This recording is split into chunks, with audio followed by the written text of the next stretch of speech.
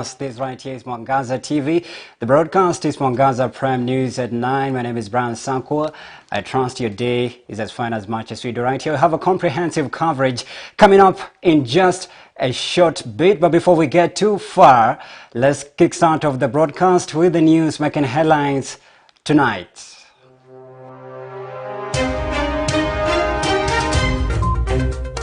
The highest number of positive Kenyans in 24 hours at 123 persons. Coming up on our broadcast tonight is Kenya records 123 COVID-19 cases, with Nairobi leading with a total of 85. We are asking our families, our couples, please talk, seek counseling, but not violence. A woman assaulted with her estranged husband in Nyandarua following infidelity accusations. We request him and his government to ensure that all interventions that he is going to put through in his maiden speech to open up the economy are geared towards giving Wajiko life. And mitigation measures and strategies to reopening the economy are in place. All these and so much more coming out right here tonight with me, SAKWA. All right, and welcome to the broadcast. Our sign language interpreter tonight is Naomi Mathu. Well, the latest corona update is that the country has today recorded 123 more cases of COVID-19. Health Cabinet Secretary Mutahi Kagwe said that 3,007 samples that had been brought together, which raised the cases to a total of 1,471. Nairobi leads with 85 cases, Mombasa 24, Kiambu 4, Kajiado 3, Kisumu 2 cases, while Garissa, Kitui, Kilifi, Busia and Uasin Gishu counties registered 1 case each. All right, now in Mombasa, the cases of the spread in Mvita are 9, Changamwe are 4, Kisauni are 6. Let's take a look at that report. We have tested the largest number of samples at over 3,000, starting at 3,077 over the last 24 hours. As could be expected out of that figure, we have also registered the highest number of positive Kenyans in 24 hours at 123 persons. For the first time, we have hit a triple-digit figure. And this is the largest figure since we started testing and since the first COVID case was reported on the 13th of March 2020. Nairobi is once again leading with a total infection of 85 people, followed by Mombasa with 24, while Kiambu has 4. Followed by other various counties. All right, following a heavy surge to the country's economy brought by the COVID-19 pandemic, various mitigation measures have been put in place to help in flattening the curve and strengthening our economy. Among the efforts put in place was an economic recovery and budget proposals to help in addressing humanitarian challenges and disposal of used masks and sanitizer. CTC Mwangaza Media Group with our very own reporter Maureen Masai, while the press briefing conference held at the Kenya National Chambers of Commerce on Wednesday, and has compiled the following report. We really don't have an organ that is oversighting what the government is doing right now. We are aware that we don't have official opposition, and that is why PSG is coming up very strongly to specifically advocate for Wajiko-centered interventions, especially this COVID-19 season. We have seen politically centered interventions that people are trying to settle political scores with the COVID-19 interventions, which is very, very unfortunate. And that is why we are coming up strongly to say that we must depoliticize all COVID-19 mitigation measures. We must depoliticize actually all interventions that are related to economic recovery. And because I know in the next few days, His Excellency, the President of the Republic of Kenya, will be putting forward strategic measures towards economic open up, we request him and his government to ensure that all interventions that he is going to put through in his maiden speech to open up the economy are geared towards giving Wajiko life, are geared towards an economic recovery for the less fortunate in this country, are geared towards an economic recovery for the marginalized in this country. Otherwise, we don't want to see again what we are seeing in the country, politically instigated interventions. Like, for example, what is happening in Narok right now is as a result of political activities in the region. Very clearly, the regional commissioner, Mr. George Natembea, has put it very, very well that what is happening in Narok is as a result of political activities that have interfered with the COVID-19 issues and even the peace that is in the region. So for one, we would like to call upon cease of political activities in Rift Valley and in Narok. We would also like to call upon ceasing with immediate effect of evictions. We cannot afford to see old grandmamas, our parents, sleeping out in the cold, even during this rainy season. We cannot afford to see children sleeping out in the cold. I want to ask and challenge these people who are carrying out these evictions. Can they put themselves into the people who have been evicted? Put themselves in that position. Can they put themselves in the position of those people, take a blanket and go and sleep outside? If you are not able to do it yourself, why would you like another Kenyan to sleep out in the cold? Therefore, we call upon stopping of evictions, and we call upon the DCI and the DPP to very quickly move and prioritize this, the investigations as to why evictions are being carried out right now. Yes, they are saying that it is land that belongs to Nairobi Water. Is this the time that they are realizing this land belongs to Nairobi Water? Didn't we hear that it is the same government that donated this land to people as a result of political, elections violence? All right, let's move on to a more sad story. With a rising number of family assaults and early pregnancies in the country, a woman in Nyandarua County was assaulted by her estranged husband, James Kifo, who inserted paper in her private parts and sealed them with super glue, leading to injuries on the victim's private parts. Ms. Charity Wambuye, 24-year-old, was admitted at JM Kariuki Hospital in Olkalau, where she's receiving treatment. The county government of Nyandarua, together with Health Executive Dr. Njenga Mungai, said the assaulted victim with her 3-year-old son will receive free counseling. However, Dr. Jackson Macharia, a gynecologist at the hospital, said the victim was responding well to medication. Let's take a look at that report from our very own reporter, Margaret Kamau.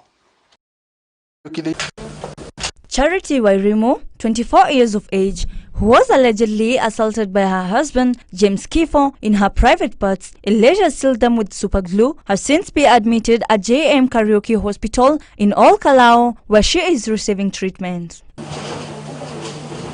This is after the county officials picked her up from her Jambini home where she was staying after failing to raise money for her treatment. Her humble family had failed to raise 4,000 shillings to take her to the hospital for further treatment. We are asking our families, our couples, please talk, seek counseling, but not violence.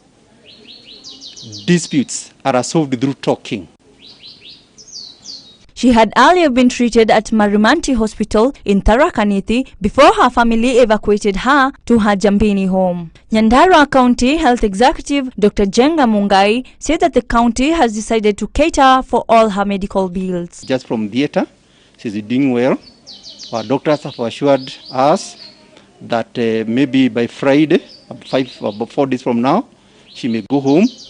We're going to do counseling.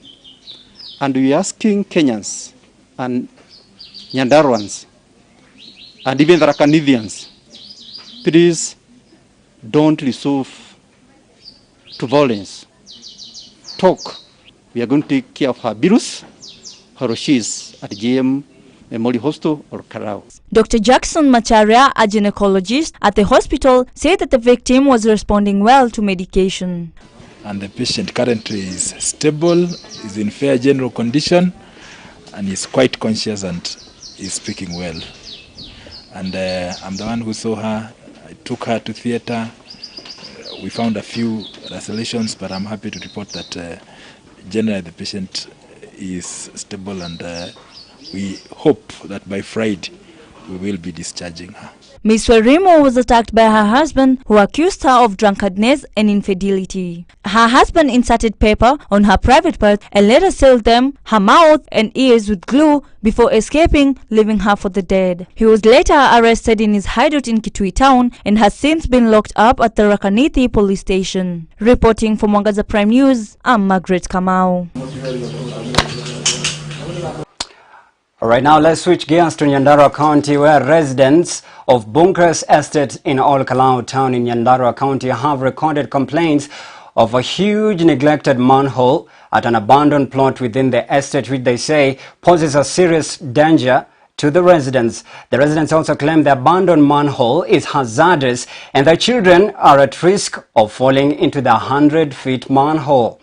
The residence is unfenced and also posing a risk to nearby passers-by as the uncovered manhole is next to a footpath. Mary Wanjiko, a resident in the area, said that there was a privately owned school at the plot which was closed off, leaving behind the manhole. Hapa nyuma yangu unaona kuna shimo, na hili shimo ilikuwa ya shule. Lakini ubaya shule ilienda ikafungwa. Kwa saa hii mnaona watoto wanachezea hapa. Tungependa hata kama ni wasiri wetu bwana Wagenye alete maroli mawili amwage shangarawe hapo, kwa sababu mnaona hata hakuna fence na watu wanapitia hapa. Na hata vile watu wanakimbizwa na askari, mtu anaweza fikiria hapo aingia na kufia huko. Kwa hivyo baadaye ya kuleta hiyo madhara, tunaomba wasasi wale wanakaa hapa washuga watoto wao, kwa sababu hili shimo ni kama fiti 100. Na kwa hivyo tungependelea hata gavana wetu aangalie hapa. Kuna plot iko hapa iko na shimo ya umbali wa futi 100, na hiyo shimo ilikuwa ya shule, ilikuwa imejengwa choo 6. Na sasa hizo choo hazijafunikwa, ziko tu wazi hivi utupu. Na hapa kuna watoto wao wanachezea hapa katika msimu huu wa shule, imefungwa na kwa sababu ya corona. Nilikuta mama mmoja hapa akitafuta mtoto mchanga sana, nikakuta ako karibu na hii shimo, na hii ploti haijafensiwa, iko tu wazi hivyo tupu. Na tunasikia tukisitikika sana kwa sababu usiku watu wanakuanga busy sana wakienda nyumbani kwa sababu ya curfew. Watu wanakimbia, wataki kushikwa na askari. Na sisi huzuni wetu kwa sababu sisi akina mama tunakuwa kwa nyumba, ni wazee. Mtu anaweza kimbishwa kuja ingie kwa heshima kwa sababu iko wazi. Hata ni majani ndio imemelelea kando hivi, ndio sasa tumeona afadhali kusema juu hakuna mtu anaweza tambua kuna shimo. Wanakaa hii plot ni kwa hapa next. Sasa sometimes watoto wanataka, mtoto wangu huyu mkubwa huwa anatoka anakuja kucheza hapa. Sasa hii shimo ni mbaya sana. Ndio sasa mtoto akikuja kucheza hapa, unajua mtoto ajui kama kuna shimo. Sasa hii ni choo ilikuwa imeshimbwa hapa, mwenyewe akaachi kiwa hivyo. Hii ni kwa hivyo ningeomba hiyo shimo ifunikwe. Alright, let's switch gears to Baringo County, where following the impact of heavy rains that have been pounding the country, large numbers of people have been rendered homeless and massive loss of property recorded. Grace Lekupe is among the victims from Ngambo location, Baringo South, affected after her farm was swept away by the floods. Her farm was her only source of income, and her family majorly and dearly depends on her. What can she do to leverage her situation but to resort to charcoal business and other shady manual jobs as the saving grace? As her family waits for an evening meal for the next day, it is uncertain. More than 600 people in her location were displaced, but the residents in the area are now calling upon the national government to intervene and aid with food and health programs to help avert the disaster. Grace Lekupe from Ngambo location, Baringo South, and one of the flood victims, prepared to cook for her family after getting some proceeds from charcoal business, which she opted after her farm was swept away by floods. Tunasikia wengine wakisoma kwa televisheni na hata internet, na sisi hatusomi, na sisi ni wanafunzi wa darasa la 8, na sisi hatuna hiyo fiti ya kusoma naye. Sisi tunaomba nyinyi serikali mtusaidie kweli. Sisi wanafunzi wa shule ya Center na hata ngambo pia mtusaidie. Even as a family waits for the supper to be ready, the next day is uncertain since what they depended on was washed away by floods, forcing them to turn to charcoal business or some manual jobs at the nearby Pakera irrigation scheme. Edward Tamar, who was also affected by the floods, faulted the national government for neglecting them and turning its focus on fighting the coronavirus pandemic. Let them come and help support the people who are affected by the floods. It is not just because the water is still there in the compound that we need food. We even need food when the compound is dry. Because what are we doing? We cannot go back to those homes again. We cannot do the activities we used to do because the flood does not allow us to, our land is affected that way. Therefore, we need the government to help us, especially the minister who does the devolution activities. Kuna manyumba kama 15 ambazo zimekuwa affected na River Parkera. River Parkera break the banks pale. The situation is not getting any better at night since the sounds of mosquito have now become a lullaby in their ears and they are living in fear of contracting malaria. We are doing some subsistence agriculture here, but the water has covered all the maize. There is nothing. We are not waiting for anything now. So what is happening is people are just crying to God to help and burning charcoal of prosopis to survive. No food has come here. We see the minister for devolution going places, distributing food. Our question is, what is wrong with the Baringo South constituency? Ngambo, Sintan, Kiserian, and SAKWA are some of the locations which were greatly affected by floods in Baringo South. Reporting for Mwangaza Prime News from Baringo South, Leonid Njoki. All right, and that story brings us to the first breather of Prime News at 9. You can keep on talking to us on 22914. The question for tonight is, do you have faith that when we resume on 6th, everything is going to be okay? Do you have faith when we resume on 6th, everything is going to be okay? Talk to us on 22914. When we come back, we're going to be sampling your feedback right here. See you on the other side of the break.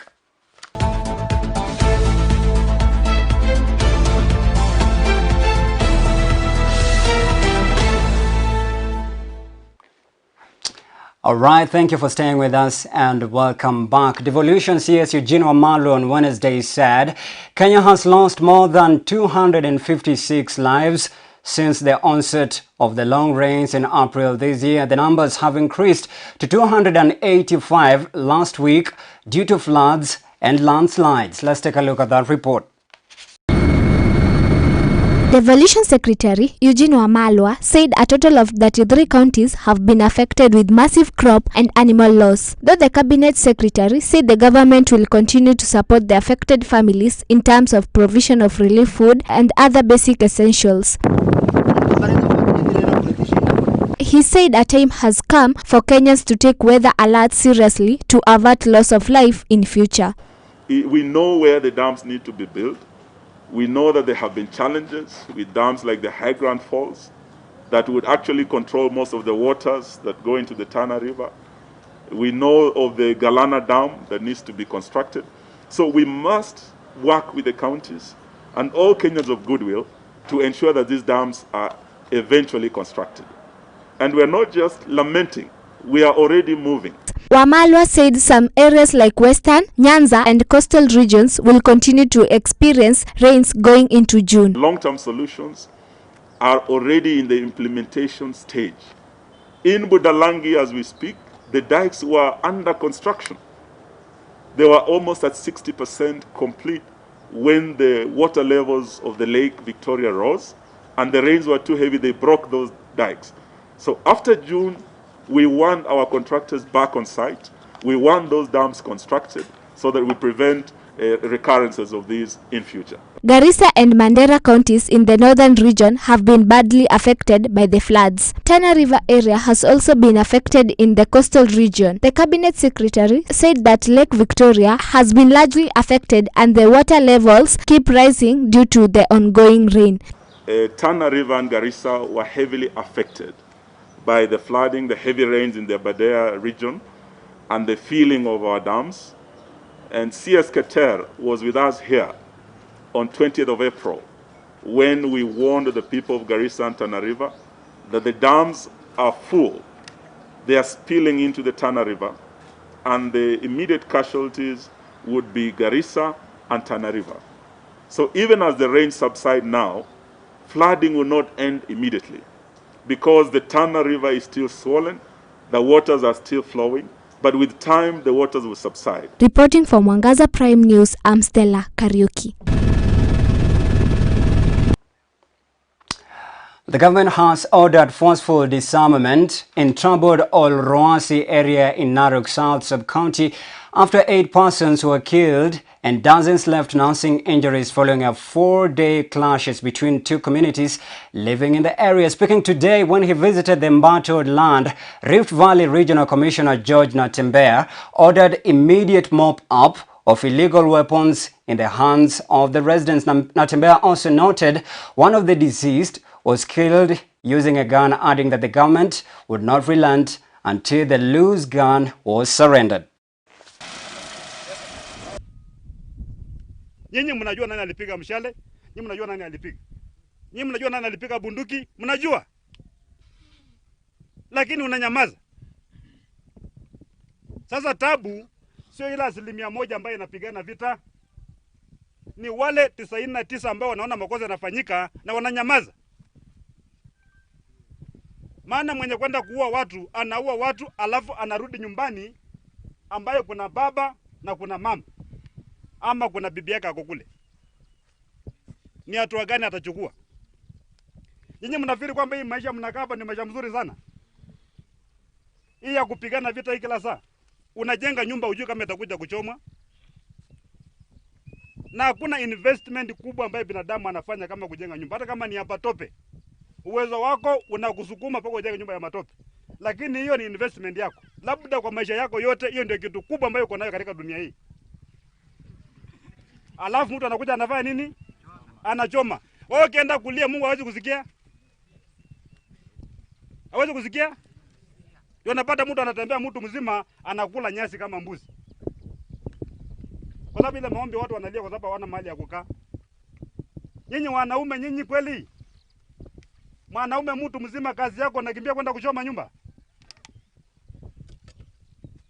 Ukienda nyumbani kwako naangalia bibi yako kwa macho na mneno unasema mimi mwanaume leo ndio kazi nimefanya leo ni kuchoma nyumba.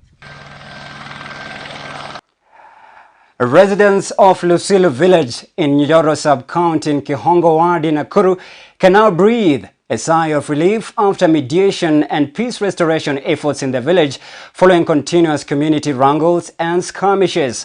The region's DCI, together with the Member of Parliament and MCS, held a meeting to resolve cattle-rustling incidents following the death of an 85-year-old man who was killed by cattle rustlers. However, locals have accused administration for failure in monitoring the cases, adding that the incidents have been recurring continuously and gone unnoticed. Peace has been restored in Lusilu village, Ndefo area, Kihongo ward, in Njoro sub-county, Nakuru, after a security meeting which was convened by Njoro DCC, DCI, MP and area MCAs resolved at focusing on countering cattle rustlers who killed 85-year-old Moshiringanga, who has already been transferred at Egerton University Funeral Home.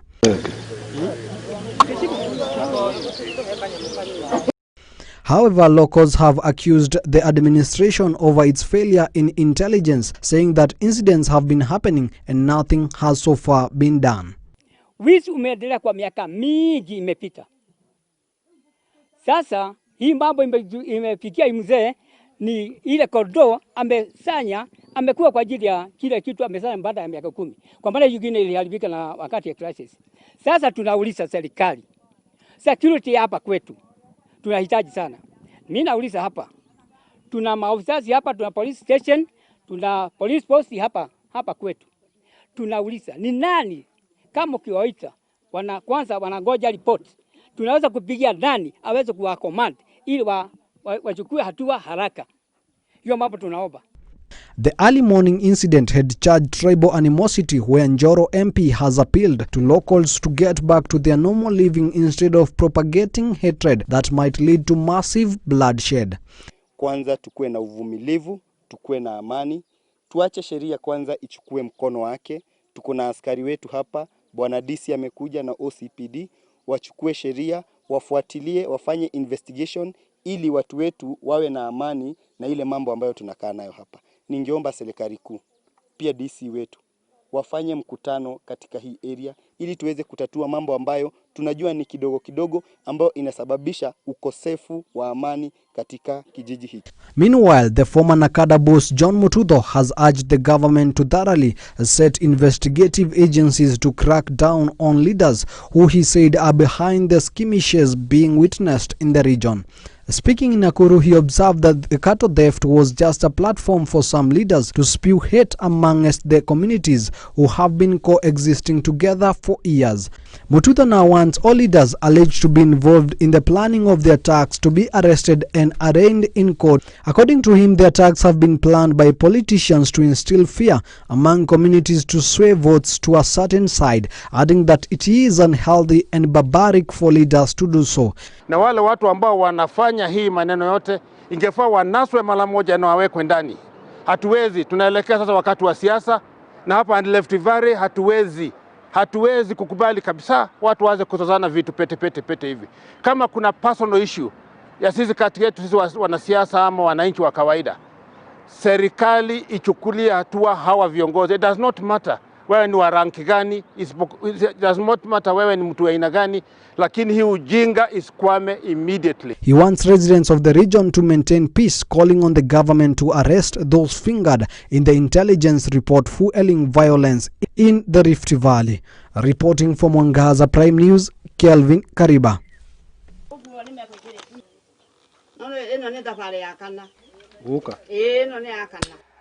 It is alright, this is a sad story. We report the death of a renowned Kikuyu Benga musician, Jimmy Oyuna, who passed away in a car crash on Tuesday as he was heading from Nairobi to Ruiru, Kiambu County. The ex-KRA commissioner was dropping off his fellow musician when his car rammed into a lorry, leading into his death. Among those who mourn the death of the departed are Deputy President, who sent his message of condolences to the bereaved. And I quote, he says, through his numbers, Jimmy Oyuna advocated for social justice, condemned bad governance, glorified good leadership, and worked towards bringing people together. We will miss his humility, resilience, and focus. Imeanguka hivyo tukaona imeanguka tu na site.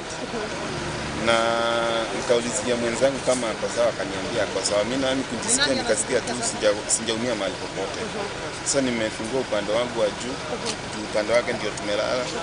Tukafungua upande wa juu tukatoka. Tumetoka tu sisi wenyewe. Nimesikia tu nimegongwa. Mimi nikielekea kwa hii gari ya road. Nimesikia tu nimegongwa na nyuma. Kutoka hapo nimeona tu tukiwa juu. Mwisho tukajipata chini.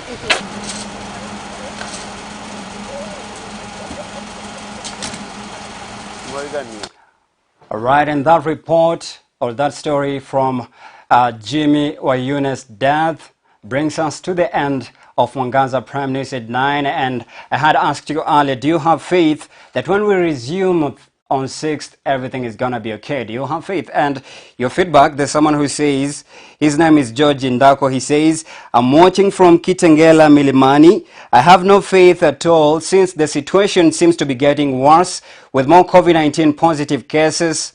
The battle is far from over. What do you think? Do you have faith that when we resume on 6th June, everything is going to be okay? All right, talk to us on 22914. My name is Brian SAKWA. Sign language interpreter tonight was Naomi Mathu, but it doesn't end here. You can send us an email on info@mwangazatv.co.ke. Good night. Enjoy the rest of your week. I'll see you on Friday on Mwale Saa Saba.